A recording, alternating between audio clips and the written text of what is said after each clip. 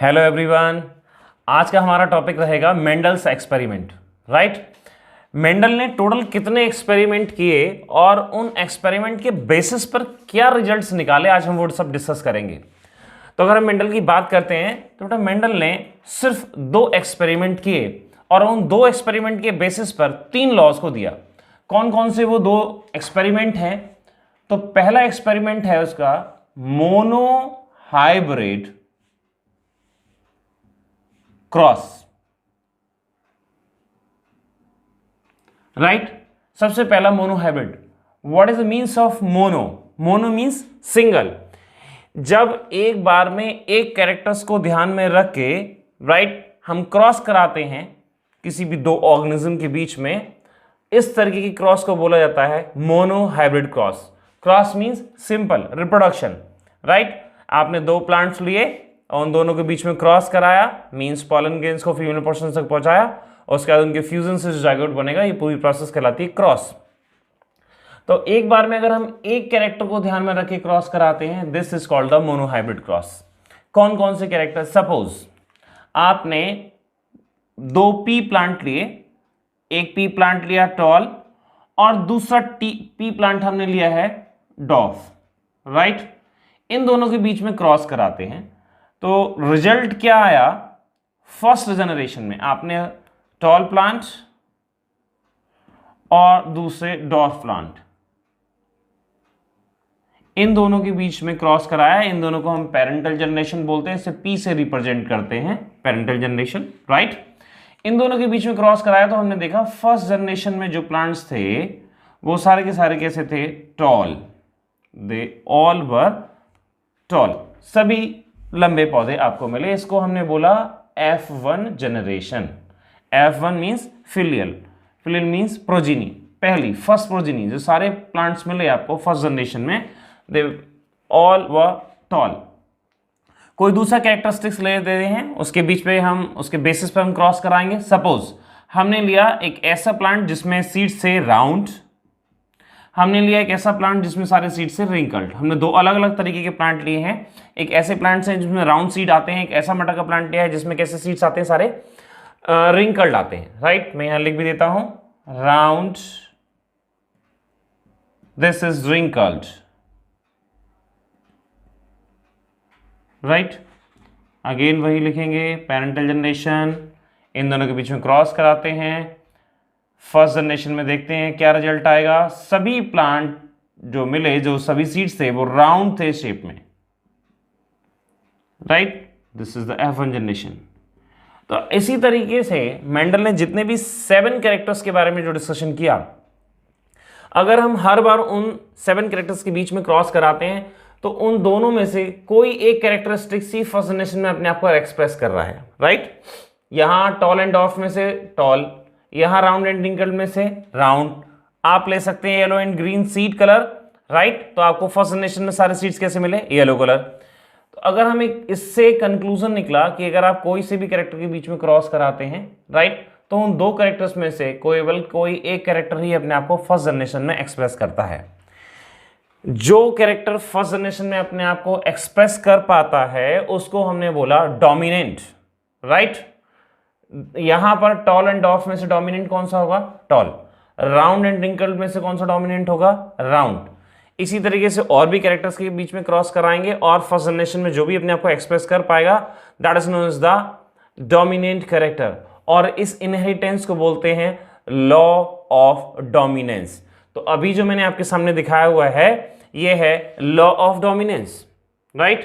तो ये law of dominance हर जगह चलेगा। राइट। कुछ इसके एक्सेप्शंस मिलेंगे, इनकम्प्लीट डोमिनेंस, राइट, या को डोमिनेंस, हम वो भी डिस्कस करेंगे। वो इसके एक्सेप्शनल केस हैं, मिलता जरूर है। अब इसे थोड़ा सा और आगे जाते हैं। अगर हमने फर्स्ट जनरेशन के जो प्लांट्स हैं ये ले लेते हैं, फर्स्ट जनरेशन के प्लांट। राइट। फर्स्ट जनरेशन के प्लांट में है कैपिटल टी स्मॉल टी, हमने ये लिया, कैपिटल टी स्मॉल टी ये लिया, this is the F1 generation. इस F1 जनरेशन के बीच में अगर आप क्रॉस कराएंगे तो देखने में क्या आएगा? यहां पर capital T small T, capital T small T, this is the genotype. ये दोनों आपस में कंबाइन करेंगे तो कैपिटल टी, यहाँ से कैपिटल टी, यहाँ से कैपिटल टी, यहाँ से हम लिखते हैं कैपिटल टी, यहाँ से लिखते हैं स्मॉल टी, अगेन यहाँ से कैपिटल टी और यहाँ से स्मॉल टी, और इस वाले पोर्शन में स्मॉल टी। ये चेकर बोर्ड मेथड कहलाता है। पुनेट स्क्वायर मेथड भी बोलते हैं, क्योंकि पुनेट साइंटिस्ट थे, उन्होंने ये डिस्कवर किया था। अगर हम यहाँ पर बात करते हैं फिनोटिपिक रेशियो की, फिनोटिपिक रेशियो क्या रहेगा? Phenotypic ratio it will be 3:1, right. 3 plants 1 2 3 tall मिलेंगे, एक शॉर्ट मिलेगा, ये रेशियो है। अगर यहाँ 100 प्लांट्स रहते तो 75 आपको टॉल मिलते, 25 आपको शॉर्ट मिलते। यहाँ 3:1 का मतलब it's a ratio, it's not a number, right. ये बात बच्चों को ध्यान में रखनी चाहिए। अगला आता है जीनोटिपिक रेशियो। जीनोटिपिक रेशियो क्या है? जीनोटिपिक रेशियो ये रहेगा 1:2:1, 1:2:1। इसका मतलब है 25% प्योर, 25% हाइब्रिड, 25% प्योर, 1:2:1। अगर ये 4 हैं तो 1 प्योर, 2 इम्प्योर और 1 फिर से प्योर। अगर ये 100 प्लांट मिलते हैं यहाँ पर, 25 tall, 50 again tall but hybrid, 25 short. So this is the genotypic ratio. तो ये जो सेकंड कंक्लूजन निकल के आता है, इसे हमने बोला this is the F2 generation. और एक लॉ और मिला हमें, इसे हमने बोला लॉ ऑफ सेग्रीगेशन और प्योरिटी ऑफ गैमीट्स। क्या मतलब है लॉ ऑफ सेग्रीगेशन का? लॉ ऑफ सेग्रीगेशन का मतलब है those characters which was unable to express themself in first generation. यहां पर देखिए फर्स्ट जनरेशन में कौन से कैरेक्टर अपने आप को एक्सप्रेस नहीं कर पाए थे?